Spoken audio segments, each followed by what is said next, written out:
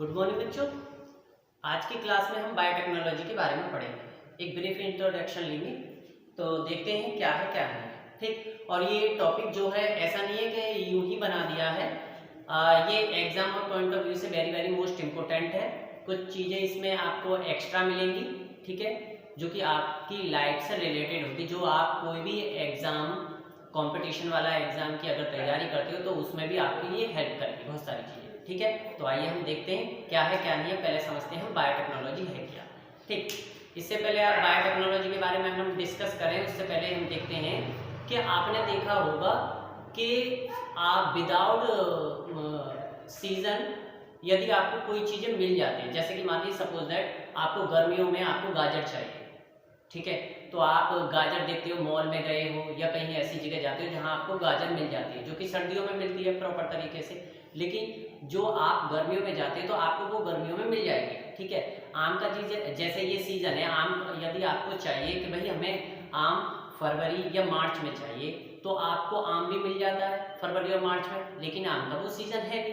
तो ये सारी चीज़ें पॉसिबल कैसे हैं कैसे नहीं है, तो आज इसके बायोटेक्नोलॉजी के द्वारा हम सारी चीज़ें देखेंगे। ठीक है, तो आइए स्टार्ट करते हैं हम बायोटेक्नोलॉजी है क्या। देखिए बायोटेक्नोलॉजी जो है, जो शब्द जो है, ठीक है, ये दो शब्दों से मिलकर बना है, एक बायो और एक टेक्नोलॉजी।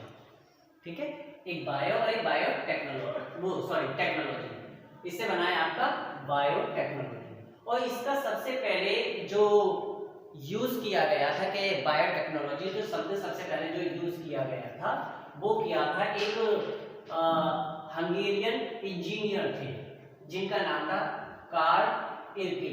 ठीक है, कार्ल इरके, जो कि आपका 1917 में, ठीक है, 1917 में किया था। और इन्होंने सुअर के प्रोडक्शन के लिए ये बायोटेक्नोलॉजी का सबसे ज्यादा यूज किया गया था। दूसरी बात और बता दूं मैं यहाँ पर आपको, हंगेरियन उसे बोला जाता है, एक हंगेरी कंट्री है, ठीक है, हंगेरी कंट्री है, तो हंगेरी कंट्री में रहने वाले जो लोग बाग होते हैं, जो लोग रहते हैं वहाँ के, तो उन्हें बोला जाता है हंगेरियन। जैसे इंडिया में रहने वाले जो लोग हैं उनको बोला जाता है इंडियन, ऐसे ही हंगेरी में रहने वाले जो लोग हैं उनको बोला जाता है हंगेरी। ठीक है, और हंगेरी की जो कैपिटल है ये है बुडापेस्ट। ठीक है, ये नोट कर लेना। ये आप अगर आपसे पूछ लिया जाए कि भाई हाँ हंगेरी की कैपिटल बताइए तो आप बता सकते हो। ठीक है, चलिए नेक्स्ट हम देखते हैं यहाँ पर इसके लिए प्रोडक्शन के लिए किया गया था। और बायोटेक्नोलॉजी का अगर देखा जाए कि भाई आप लोग ये पढ़ रहे होंगे भाई बायोटेक्नोलॉजी शब्द आपने ये नया नया सुना होगा, लेकिन प्राचीन काल से या एंशिएंट टाइम से अगर देखा जाए तो बायोटेक्नोलॉजी का पहले से ही यूज किया जा रहा है, जो कि इनफॉर्मल तरीके से यूज होता है। ठीक है, हम इनफॉर्मल तरीके से, जो हमारे पूर्वज थे बायोटेक्नोलॉजी का इनफॉर्मल तरीके से यूज करते थे। जैसे कि मान लीजिए आपको उन्हें दही बनानी है और बियर के यूज में किया जाता था, तो इस तरीके से बायोटेक्नोलॉजी का इनफॉर्मल तरीके से यूज होता था। लेकिन आज के डेट में प्रेजेंट टाइम में अगर देखा जाए 21वीं सदी में बायोटेक्नोलॉजी का सबसे ज्यादा यूज होता है। ठीक है, तो उससे पहले हम देखते हैं यहाँ पर क्या है क्या नहीं है। तो बायोटेक्नोलॉजी का यदि इसका उद्भव देखा जाए, यानी ओरिजिन अगर देखा जाए, तो लगभग जो ह्यूमन सिविलाइजेशन से ह्यूमन सिविलाइजेशन जैसे जैसे स्टार्ट हुई तो उसी के साथ ही बायोटेक्नोलॉजी का विकास होने लगा, उद्भव होने लगा। ठीक है, यानी कि मानव सभ्यता से, ठीक है, मानव सभ्यता से ही माना गया है और मानव सभ्यता से ही माना गया। तो यहाँ पर जो अगर हम देखें कि बायोटेक्नोलॉजी का ईसा से पूर्व यानी 5000 वर्ष पहले इसकी जानकारी हमें मिल चुकी थी। ठीक, अगर यहाँ पर हम देखें वो क्या करते थे, ये सूक्ष्म जीवों का यूज किया करते थे, सूक्ष्म जीवों का यानी माइक्रो ऑर्गेनिज्म का यूज किया करते थे और उनसे बहुत सारी चीजें बनाई। जैसे कि सपोज है आपको दूध से दही बनानी है, तो आप क्या करोगे, उसमें माइक्रो ऑर्गेनिज्म डालोगे। माइक्रो ऑर्गेनिज्म क्या है, लैक्टोबैसिलस लैक्टिन नाम का एक बैक्टीरिया होता है, तो ये माइक्रो ऑर्गेनिज्म है। आप उसमें दूध में डालोगे तो ये दही की फॉर्म में हो जाएगा। ठीक है, अब यहाँ पर देखा जाए बेबोलिनिया यहाँ पर एक आर्कियोलॉजिकल साइट है, यहाँ के जो निवासी थे, यहाँ के जो रहने वाले जो लोग थे वो यहाँ मतलब यहाँ के जो लोग थे वो बायोटेक्नोलॉजी का यूज किया करते थे, वो भी इनफॉर्मल तरीके से। ठीक है, अगर यहाँ पर देखा जाए और ज्यादा, ठीक है, तो इसकी जो डिस्कवरी हुई है बायोटेक्नोलॉजी की, ईरान में एक जगह है, उसका नाम है तो उसका नाम है सेंट्रल जैग्रोस माउंटेन। ठीक है, यहाँ पर कुछ एविडेंस मिले हैं, कुछ सबूत मिले हैं जो बायोटेक्नोलॉजी का यूज होता था। ठीक, यहाँ तक तो सबको क्लियर है। ये आपको जो डेटा बताया जा रहा है ये ऐसा नहीं कि भाई एक ही पर्टिकुलर एक किसी बुक से ले लिया गया है या किसी और अदर बुक से, ये कम से कम आपको 3-4 बुकों से जो डेटा मिल रहा है, यानी कि जो बढ़िया बढ़िया चीजें हैं उन सारी चीजों को कलेक्ट करके यहाँ पर आपको दिया गया। ठीक है, अब यहाँ पर देखते हैं तो ये सारी चीजें समझ में आ गई। यानी ईरान में सेंट्रल जैग्रोस माउंटेन है, वहां पर ये एक आर्कियोलॉजिकल साइट है। ठीक है, ये माउंटेन है यहाँ पर, तो यहाँ पर ये सबूत मिले हैं कि बायोटेक्नोलॉजी का कैसे कैसे यूज होता। ठीक, अब नेक्स्ट अगर हम चलें तो यहाँ पर जैसे ही इसका यूज हुआ है बायोटेक्नोलॉजी का, अगर उपयोग में देखें कि भाई प्राचीन काल में कैसे यूज किया करते थे, तो यहाँ पर बियर बनाने में, वाइन बनाने में और आपके डबल रोटी को बनाने में, ठीक है, इस तरीके से किया जाता था। और इससे क्या है, यहाँ पर जो बियर और वाइन के जो निर्माण में जो यूज की गई थी बायोटेक्नोलॉजी, जो इनफॉर्मल तरीके से थी, ठीक, वो ईसा से 2000 वर्ष पूर्व, यानी कि ईसा का मतलब है यानी कि जो क्रिश्चियनिटी के जो फाउंडर हैं यानी कि यीशु मसीह, ठीक है, उनके जन्म से 2000 वर्ष पहले ही मिस्र में, मिस्र को इंग्लिश में बोला जाता है इजिप्ट, ठीक है, इजिप्ट में फर्मेंटेशन यानी कि किण्वन की क्रिया के द्वारा डबल रोटी का निर्माण किया जाता था। ठीक है, वहां पर बाकायदा एविडेंस मिले हैं, यानी सबूत मिले हैं। और यहाँ पर एक बात और बता दूं आपको, मिस्र को इंग्लिश में बोला जाता है इजिप्ट, और इजिप्ट की जो कैपिटल है वो है कायरो। ठीक है, ये आप नोट कर लेना आपके नॉलेज के लिए। ठीक, अब इस बात को यानी कि इस पूरी प्रक्रिया को बोला जाता है परंपरागत बायोटेक्नोलॉजी या परंपरागत जैव प्रौद्योगिकी, जिसे इंग्लिश में बोलते हैं ट्रेडिशनल बायोटेक्नोलॉजी। ठीक, यहाँ तक सबको समझ में आ गया। नेक्स्ट हम देखते हैं, अब जैसे ये तो हो गया ट्रेडिशनल, ट्रेडिशनल का मतलब है परंपरागत से जैसे चली हुई आ रही।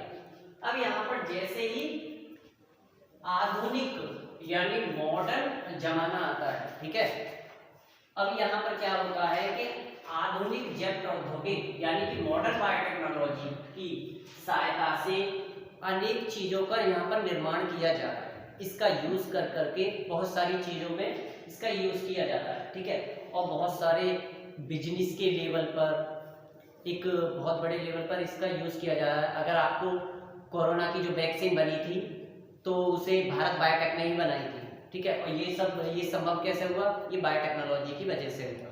ठीक, अगर आपको जो बिना सीजन के जो वो फल या फ्रूट्स आपको मिल जाते हैं, वेजिटेबल्स मिल जाते हैं, सब्जियां या फल आपको जो मिल जाते हैं, वो ये सब जो वो संभव हो पाया है ये बायोटेक्नोलॉजी की सहायता से। ठीक है, और नेक्स्ट देखते हैं यहाँ पर, यानी कि यहाँ पर ये बिजनेस के स्तर पर भी इसका सबसे ज्यादा उत्पादन किया जा रहा है। ठीक, ये बिल्कुल क्लियर है। चलिए नेक्स्ट यहाँ पर देखते हैं हम नेक्स्ट पॉइंट, बायोटेक्नोलॉजी का अगर एरिया देखा जाए, यानी बायोटेक्नोलॉजी का पूरा क्षेत्र देखा जाए, ऐसा नहीं है कि बायोटेक्नोलॉजी एक ही पर्टिकुलर एक ब्रांच है साइंस की, ऐसा नहीं है। बायोटेक्नोलॉजी का जो एरिया है वो बहुत ज्यादा विशाल वास्ट एरिया है। ठीक है, अब यहाँ पर क्या होगा, देखो microbiology, nano biotechnology, plant biotechnology, animal biotechnology, ठीक है, सेल बायोलॉजी, जेनेटिक्स, माइक्रोबायोलॉजी, ये सब क्या है, ये आते हैं आपके बायोटेक्नोलॉजी का ब्रांच में। समझ में आ गए यहाँ तक? चलिए, ये मैंने कुछ चीजें लिख दी हैं, जैसे मॉलिक्यूलर बायोलॉजी और बायोकेमिस्ट्री, इम्यूनोलॉजी, जेनेटिक्स, ये इस तरीके से आपको लिख दी है। ठीक, ये देख लेना। नेक्स्ट यहाँ पर अगर हम देखें तो इसकी डेफिनेशन देखी जाए तो यहाँ पर मैंने ये डेफिनेशन देखी है जो साधारण जो ओवरऑल बता दी जाती है आपको, यानी कि मानव जीवन के प्रत्येक स्तर जो ह्यूमन का लाइफ का जो लेवल है, जो स्तर है, उसके लिए जैविक तंत्रों यानी कि बायोलॉजिकल सिस्टम, जैविक क्रियाओं यानी बायोलॉजिकल प्रोसेसेस एवं अवस्थाओं के विकास यानी कि ह्यूमन की इवोल्यूशन के लिए, ह्यूमन की वेलफेयर के लिए योजनाबद्ध तरीके से इसका यूज किया जाए ह्यूमन की वेलफेयर के लिए, तो वो कहलाया जाता है आपका बायोटेक्नोलॉजी। यहां तक समझ में आ गया? चलिए नेक्स्ट देखते हैं। इतना ये है डेफिनेशन, आप इसे भी याद कर सकते हो और बाकी की डेफिनेशन दो है और मैं आपको बता दे रहा हूं। यूरोपियन फेडरेशन ऑफ बायोटेक्नोलॉजी, ठीक है, इसके अकॉर्डिंग अगर हम देखें तो ये मैंने दोनों में ही लिख दी है, हिंदी और इंग्लिश में, ठीक है। यानी कि जो बायोटेक्नोलॉजी जैव रसायन, सूक्ष्म जैविक एवं अभियांत्रिकी के ज्ञान तथा तकनीकों का अन्योन्य रूप से प्रयोग कर सूक्ष्म जीवों एवं संवर्धित ऊतकों, कोशिकाओं एवं इनके कोशिकाओं में इनकी क्षमताओं को लाभ उठाने का विज्ञान है। ये आपको मैंने बता दिया, ये आपको थोड़ा टफ लग रही होगी लेकिन ये इसके अकॉर्डिंग, ठीक है, यूरोपियन फेडरेशन ऑफ बायोटेक्नोलॉजी के अकॉर्डिंग इसकी जो स्थापना हुई थी 1978 में, ठीक। यहाँ पर इन्होंने इंग्लिश में भी दे रखी है, biotechnology make it possible through an integrated application of knowledge and technique of biochemistry, microbiology, genetics, chemical engineering to draw benefit at the technology level from the properties and capacity of microorganism and cell culture, ठीक है। जिस प्रकार से ये यहाँ पर हिंदी में है, ये इंग्लिश में है, आप अपने अकॉर्डिंग लर्न कर लेना, ठीक।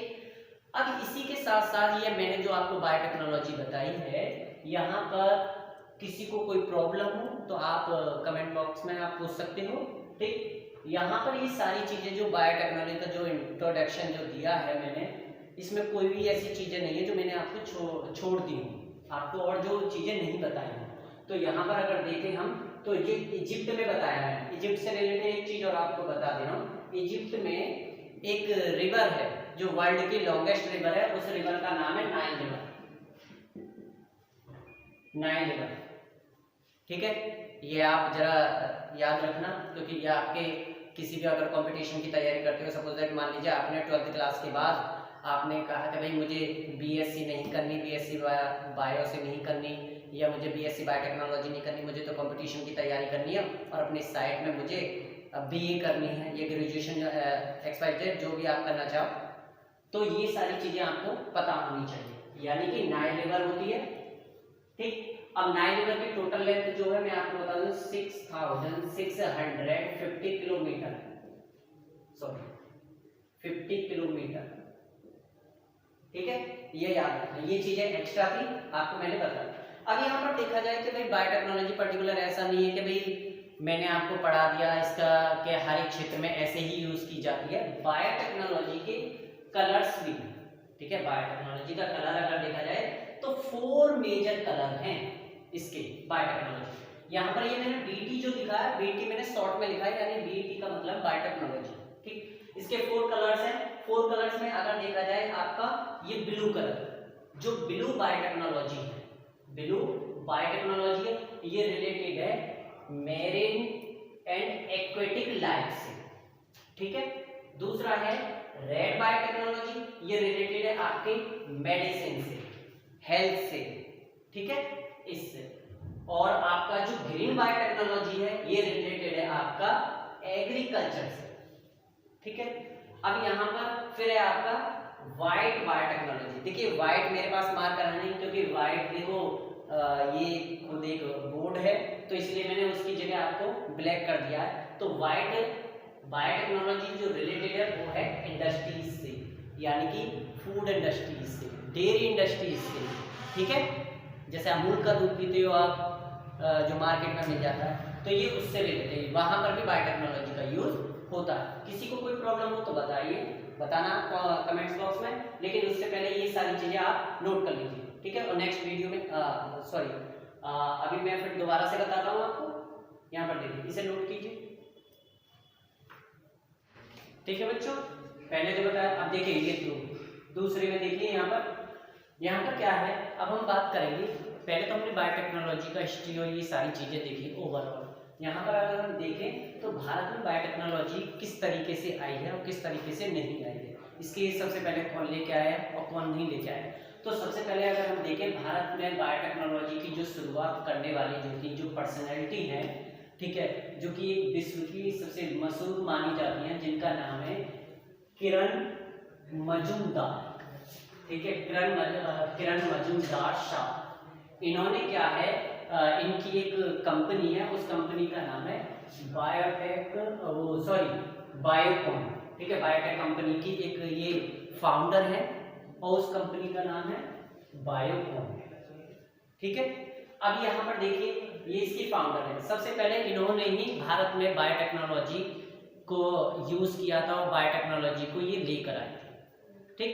यहाँ पर इनकी तस्वीर देख सकते हो, ये इनकी पिक है, इसमें देख लीजिए, यानी कि किरण मजूमदार शॉ, ठीक है, ये पिक देखिए, ठीक है। नेक्स्ट देखिए, अब यहाँ पर देखते हैं केंद्र सेंट्रल गवर्नमेंट द्वारा क्या हुआ था, 1982 में विज्ञान एवं प्रौद्योगिक विभाग, ठीक है, विज्ञान एवं प्रौद्योगिक विभाग के अंतर्गत क्या हुआ था, राष्ट्रीय प्रौद्योगिक निगम यानी कि नेशनल बायोटेक्नोलॉजी कॉरपोरेशन की स्थापना की गई थी सेंट्रल गवर्नमेंट के द्वारा, ठीक। और कब की गई थी, 1982 में, ठीक। और वो किसके अंडर में की गई थी, वो था आपका विज्ञान एवं प्रौद्योगिक विभाग, यानी साइंस एंड टेक्नोलॉजी डिपार्टमेंट के अंडर में ये सारी चीजें हुई थी। अब नेक्स्ट यहाँ पर हम पॉइंट को देखते हैं कि 1986 में राष्ट्रीय जैव प्रौद्योगिक विभाग यानी डिपार्टमेंट ऑफ बायोटेक्नोलॉजी, इसका जो पूरा जो ये था, क्या बोलते हैं, विज्ञान एवं प्रौद्योगिक विभाग को, यानी कि राष्ट्रीय जैव प्रौद्योगिक विभाग को, यानी डिपार्टमेंट ऑफ बायोटेक्नोलॉजी में इसको रूपांतरित कर दिया गया था। किसको रूपांतरित कर दिया गया था, विज्ञान एवं प्रौद्योगिक विभाग, ठीक है, विज्ञान एवं प्रौद्योगिक विभाग को यहाँ पर इसका ट्रांसफॉर्मेशन कर दिया गया था, यानी रूपांतरित कर दिया गया था किसमें, यानी कि राष्ट्रीय जैव प्रौद्योगिक विभाग में, यानी डिपार्टमेंट ऑफ बायोटेक्नोलॉजी में। कौन से समय, यानी 1986 में, यहाँ तक ठीक है। चलिए नेक्स्ट यहाँ पर देखते हैं, अगर प्रेजेंट टाइम में अगर हम देखें यहाँ पर, ठीक है, विज्ञान एवं प्रौद्योगिक जो ये पूरे जो डिपार्टमेंट आता है, यानी कि विज्ञान एवं प्रौद्योगिक मंत्रालय यानी minister of science and technology, इसको कौन कंट्रोल में करता है, इसको पूरे को, यानी डिपार्टमेंट ऑफ बायोटेक्नोलॉजी को कौन कंट्रोल में करता है, वो कंट्रोल में करता है आपका minister of science and technology, ठीक। अब मिनिस्टर ऑफ साइंस और टेक्नोलॉजी के जो मिनिस्टर है आज प्रेजेंट टाइम में, वो है आपके जितेंद्र सिंह, डॉक्टर जितेंद्र सिंह, ठीक है, ये आप लोगों को याद रखना।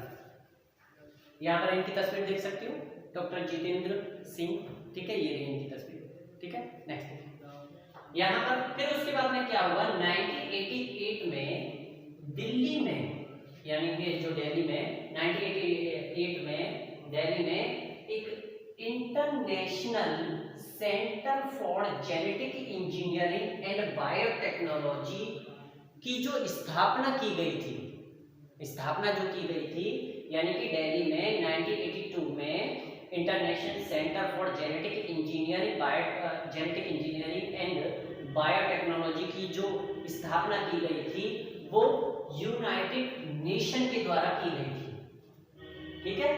यहाँ तक आपको सबको समझ में आ गया। ये था आपका ओवरऑल भारत में, इंडिया में किस तरीके से बायोटेक्नोलॉजी का सारी चीजें हुई है, ठीक। ये मैंने सारी चीजें आपको एक जो जितना भी मटेरियल था, वो डेटा जो था मेरे पास, वो सारा मैंने यहाँ पर लिख दिया है। ठीक है, ये डेटा पर्टिकुलर ऐसा नहीं है कि मैंने पर्टिकुलर किसी बुक से लिया है।